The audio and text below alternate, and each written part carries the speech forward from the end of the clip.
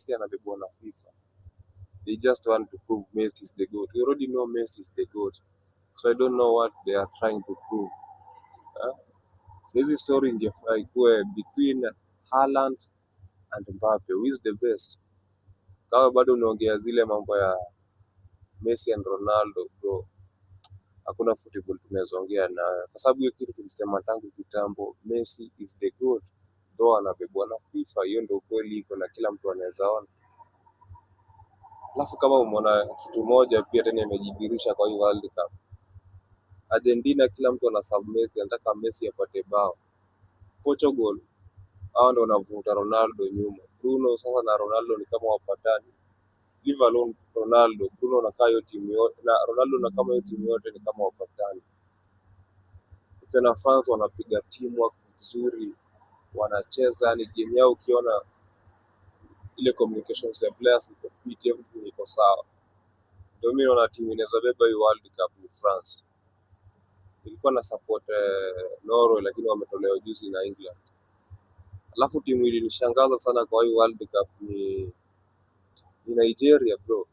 Why did Nigeria not participate in World Cup? Because according to me, ukiniuliza the best team in Africa nitakwambia Nigeria. Kama umeona match za Nigeria tu, wale majamaa wanacheza game bro. Sijui ilikuwaje tu qualify kwa World Cup, lakini hivyo ndio mambo inakuanga. Anyway, mimi niko nyuma ya France up to the finals. Unajua si select team World Cup ikianza, sababu nilikuwa najua yani hii World Cup, nilikuwa naona hii World Cup timu gani is the best team. So by then ningesupport Nigeria kama ingekuwa kwa hiyo World Cup, but haikukua. Sasa ilikuwa ngumu mix select team from group stages, but for now mimi ni mtu wa France. France to the final, na France itachukua hii kitu kama Argentina watabebwa na FIFA. Niliona ingekuwa vibaya sana mimi kama fan of football. World Cup kuisha na sijaongelea story ya World Cup. Lazima niwapeleke na rada. World Cup, FIFA World Cup 2026 ndio imekuwa na a lot of controversy, but haina shida. Saja kasaidia France. I wish you all the best in this World Cup.